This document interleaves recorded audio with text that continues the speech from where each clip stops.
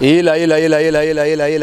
Kaka pana ulanda. Babisite ya kaka moko. Elengi kano, elengi kitoko. Bomoko ya mboka. Bomoko ya mboka. Babi bomoko ya mboka ndi mukekangi moki. Bana Matadi, bana Bandundu, Équateur. Pobulanta ka bomoko ya mboka. Ila.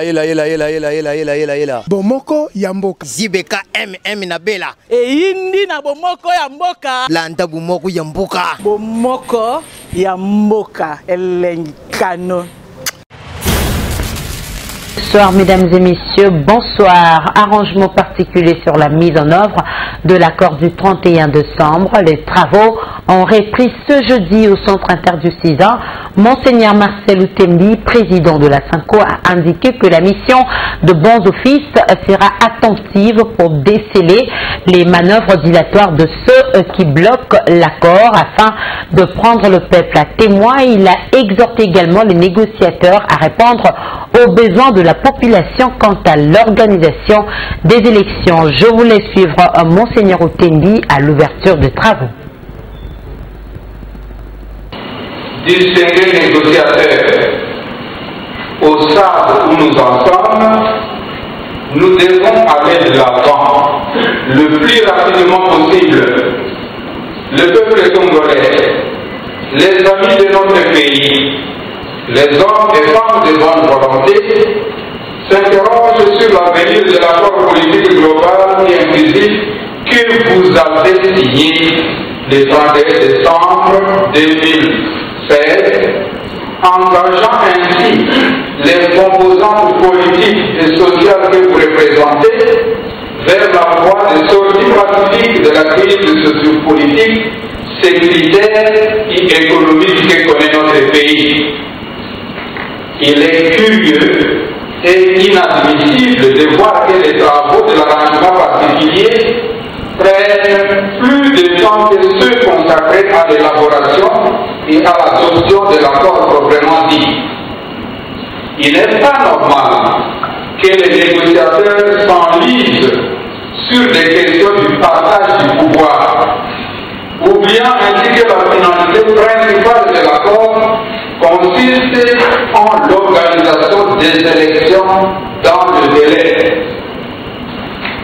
La SYNCO, quant à elle, mettra en contribution tout ce qui est à son pouvoir pour que finissent rapidement les travaux de l'arrangement particulier afin de permettre le plus rapidement possible la mise en œuvre intégrale de l'accord politique global et inclusif du centre de 16 ans. Elle sera attentive de manière à déceler toute manœuvre dilatoire, établir les responsabilités et prendre le peuple congolais à témoin. Qui sera interlocuteur de la SYNCO Rassemblement? En tout cas, plus de doutes quant à cette question.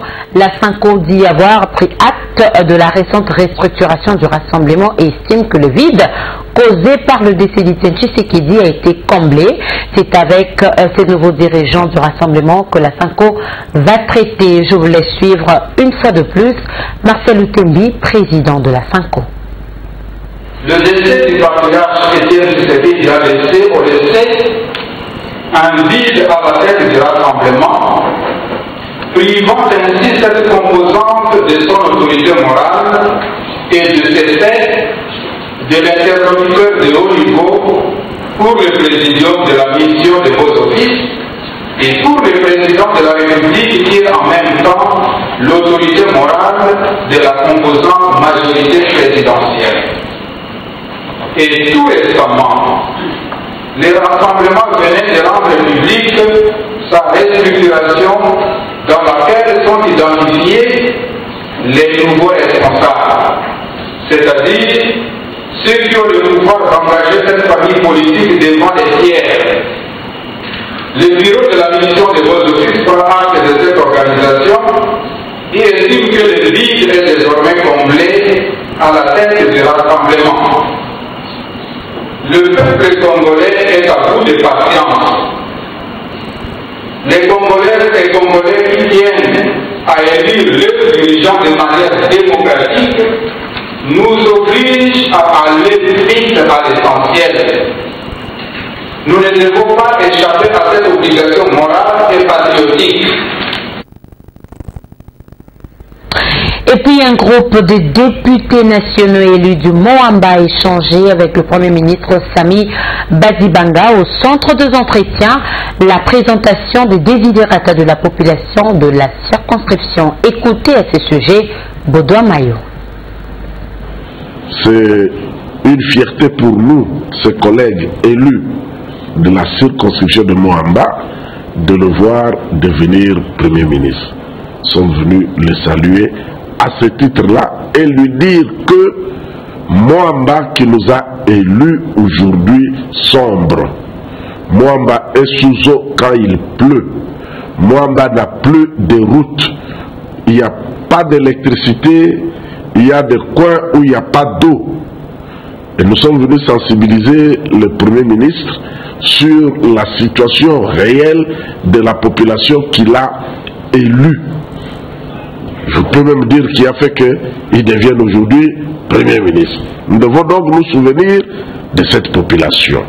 Nous avons parlé de nos routes, notamment la route de la paix, au niveau de Kisenso, la route qui doit relier Matete en passant par Kisenso jusqu'à l'université, à Lemba, vers Isalok et Terminus, Miao, la situation de la régie des eaux à quartier Kemi.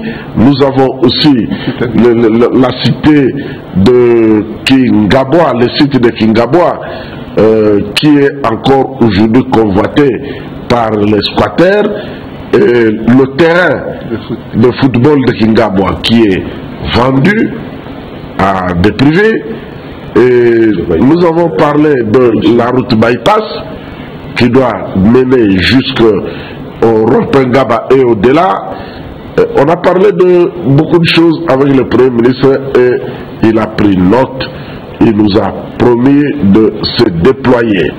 Il a aussi fait savoir que certains de nos problèmes relèvent de la compétence du gouverneur de la ville.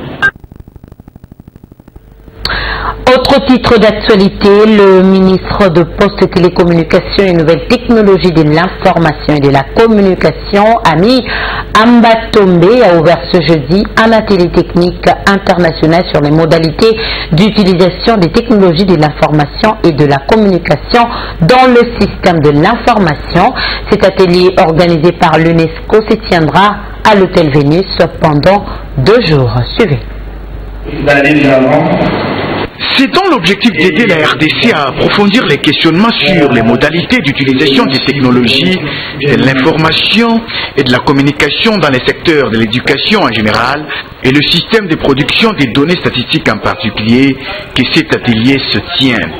C'est ce qu'a soutenu Abdourahman Diallo, représentant de l'UNESCO, dans son allocution.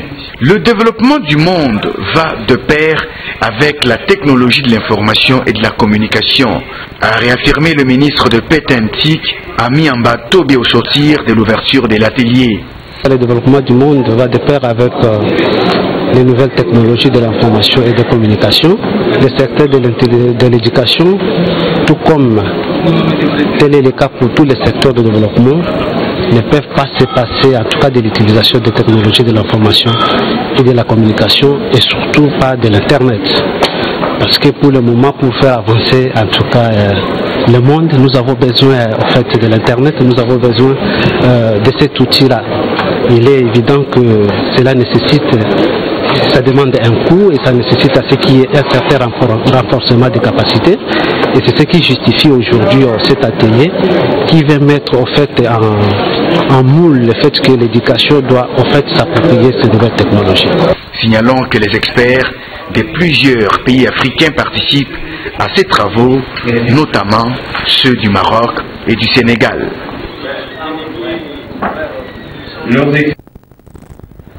Le collectif de journalistes chroniqueurs politiques dans les installations des journalistes en danger ce mercredi. Cette délégation conduite par son président John Lungila était venue faire connaître sa structure auprès de GED et présenter ses préoccupations à cette ONG des défenses de droits des journalistes. Motif de satisfaction pour Chivis Chivoadi, secrétaire général des GED, qui a profité de l'occasion pour encourager ces derniers à continuer à œuvrer pour la promotion de la paix en République démocratique du Congo. Images et commentaires. Après l'UNPC, le collectif de journalistes chroniqueurs politiques est venu à Journalistes en danger. Ici, il était question pour cette délégation conduite par son président John Lungila de faire connaître la structure et de profiter de l'expérience des GED. En tant que la voix de son voix de journaliste congolais, Chivis Chivoadi a encouragé les collectifs à œuvrer pour la promotion de la paix tout en rappelant le rôle d'un journaliste chroniqueur politique et proposé les services de GED au CJCP. En tant que chroniqueur politique, vous avez une grande responsabilité. La chronique politique, ce n'est pas seulement d'organiser des émissions, de prendre des micros aux politiciens. Mais un chroniqueur politique, c'est d'abord avant tout un analyste politique. Un analyste pointu de la situation politique. C'est celui qui doit éclairer l'avenir d'un pays quand tout devient sombre comme maintenant, quand tout devient confus. On a besoin des chroniqueurs, des analystes politiques, parce qu'on est censé connaître les hommes, connaître les défis et les enjeux du moment. Des échanges bénéfiques pour le collectif de journalistes chroniqueurs politiques. Son président John Lungila rappelle ici l'importance de cette rencontre. Nous partons très satisfaits parce que nous avons reçu beaucoup de conseils auprès du président Chivis Chivoadi, qui nous a donné des orientations, qui nous a rappelé notre rôle, notre responsabilité en tant que journaliste qui traite la chronique politique pour notre pays, pour le peuple congolais et même pour la profession.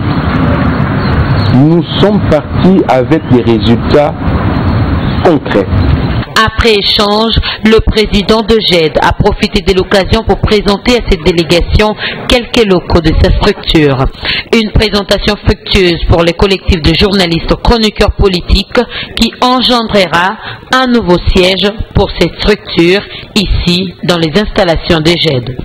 À noter que le collectif de journalistes chroniqueurs politiques est invité à un forum organisé par l'UNPC ce vendredi. Voilà, réforme de la police nationale congolaise. Les formateurs de la PNC ont reçu dernièrement leur certificat de formation de 15 jours à l'Institut national des préparations professionnelles. Cette formation financée par la JICA vise à développer les compétences au sein de la police nationale congolaise en vue de doter la RDC d'une police véritablement professionnelle. Ambroise Mamba nous en parle. Il s'est agi d'une formation des formateurs pour ces éléments de la police nationale congolaise. Durant 15 jours, ils ont appris comment planifier une action de formation, préparer, animer et évaluer une leçon. 15 jours après, les voici outillés pour faire monter en puissance les disciplines de la PNC. On ne peut pas s'appeler formateur si on est incapable de partager son expertise avec les autres. Donc, ici, vous êtes les leviers de développement des compétences au sein de la police congolaise. Et que nous pensons que votre expertise doit nous aider à pouvoir faire monter en puissance toutes les disciplines de la police congolaise, de façon que nous puissions parvenir à avoir une police professionnelle. Cette formation voulue par la Direction générale des écoles de la police nationale congolaise a été financée par l'agence japonaise JICA à travers les projets P4. Le directeur général des écoles de la PNC s'en réjouit. Cette formation visait entre autres objectifs d'harmoniser le pratique pédagogique de formateurs de la police nationale congolaise à travers la procédure des opérations standardisées qu'on appelle SOP en sigle. Le rapprochement entre l'INPP et la police nationale congolaise s'inscrit dans une démarche logique de transfert et d'échange de compétences. Quelques démonstrations des leçons apprises ont été faites sur place, ce avant la remise des certificats aux lauréats. La mission des formateurs est claire, rendre professionnel la PNC afin de matérialiser les concepts police de proximité. En sport, la remontada reste possible à condition que les supporters puissent nous soutenir jusqu'à la fin de la rencontre. Ces déclarations viennent de l'entraîneur de Renaissance, François Mungay et le capitaine Djouma Chabani. Ils l'ont fait savoir ce jeudi au cours d'une conférence de presse. Olivier Mbouilou pour plus de détails. Renaissance sera de nouveau puni à la... Battu lors du match aller sur le score de 2-0 contre Mouloudia Club d'Algérie, le représentant congolais dans cette compétition, la CAF, le Football Club Renaissance du Congo doit marquer 3 buts pour se hisser au prochain tour. Mission difficile mais pas impossible, comme le déclare le numéro 1 de la barre technique de cette formation quinoise, François Mungay. C'est vrai, c'est une équipe pratiquement qui est assise. Mais quand on a essayé de les presser en premier mi-temps, on a vu aussi leurs failles. Donc, c'est ça, c'est ce que nous avons travaillé. Les presser haut, mais de faire attention parce qu'ils savent jouer aussi des longs ballons dans le dos. Parce qu'ils sont complets. Hein. Ils sont complets, ils atteignent le jeu court, le jeu long. Et donc, la défense de faire beaucoup attention dans leur lecture du jeu. Beaucoup attention. D'être en alerte pendant 95 minutes. En alerte.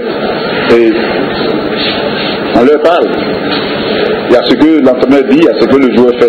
Pour sa part, le capitaine de Banafibo demande à tous les sportifs congolais de les soutenir. Venir soutenir Bisso, nous sommes bien, on a quoi ça va supporter na Bisso, va venir biker na Bisso, à côté on se va jouer, on est bien.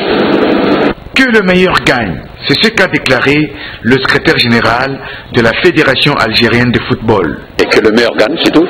Ce match retour de 16e de finale de la Coupe de la Confédération africaine de football va se jouer ce vendredi au stade de Martyr. L'actualité sportive, c'est aussi le Camerounais Issar Ayatou, en poste depuis près de 30 ans, qui a cédé sa place au Malgache Ahmad Ahmad.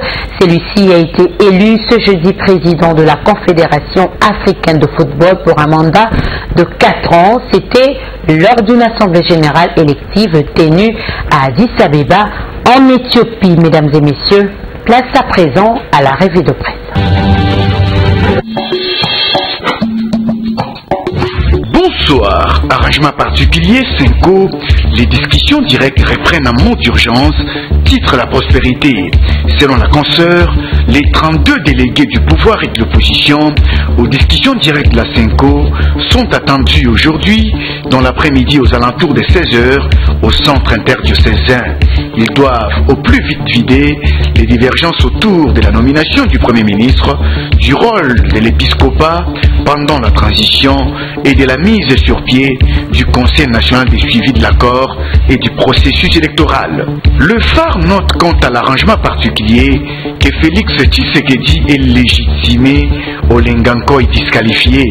Les confrères citent l'abbé Cholé qui a fait savoir à l'opinion tant nationale qu'internationale qu'aux yeux de la Cinco, son unique interlocuteur au niveau du rassemblement est Félix Tshisekedi. Le secrétaire général AI de la Cinco a renchéri que le nouveau président du rassemblement est l'unique autorité morale habilitée à engager cette méga plateforme politique auprès de toutes les parties prenantes aux négociations relatives à l'arrangement particulier. S'agissant de l'ouverture de la session de mars du Parlement, Bonne Gouvernance rapporte que Kengo tape du poing sur la table. L'hebdomadaire est revenu sur les discours du président du Sénat à l'ouverture de la session de mars. Kengo a dit « Il faut appliquer l'accord du 31 décembre au plus vite. C'est un accord global et inclusif. » La manchette, elle, s'intéresse à une autre citation d'Eleon Kengo Adondo. La situation sociale du peuple a atteint des limites insupportables. Le président du Sénat a déploré la situation sociale de la population qui se détériore de plus en plus. Il s'est dit inquiet par la situation politique, socio-économique et sécuritaire que la RDC traverse actuellement. Léon Kengo a insisté sur la nécessité de mettre en application l'accord du 31 décembre. Enfin, quant au blocage de l'application de l'accord de la Saint-Sylvestre, la boîte noire signale que Félix Tshisekedi débarquera avec le plan B. Le Biebdo parle de la tournée africaine de Félix Tshisekedi qui lui a permis de rencontrer les présidents en exercice de l'Union africaine. À son retour au pays, il va débarquer avec le plan B à appliquer si l'accord n'est pas mis en œuvre. Mais le contenu de ce plan B demeure jusque-là un mystère. Bonsoir. Maurice Gigandou et Jules Chibambe étaient à la réalisation de ce journal. Mesdames et messieurs, bonne suite de programme sur la télé haute définition. Au revoir.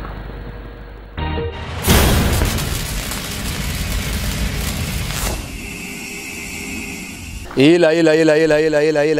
Kaka pona ulanda. Babisite ya kaka moko. Elengi ya kano, elengi kitoko. Bomoko ya mboka. Bomoko ya mboka. Babi bomoko ya mboka ndi mtekangi moki. Bana Matadi, bana Bandundu, Équateur. Pobulanta ka bomoko ya mboka. Ela.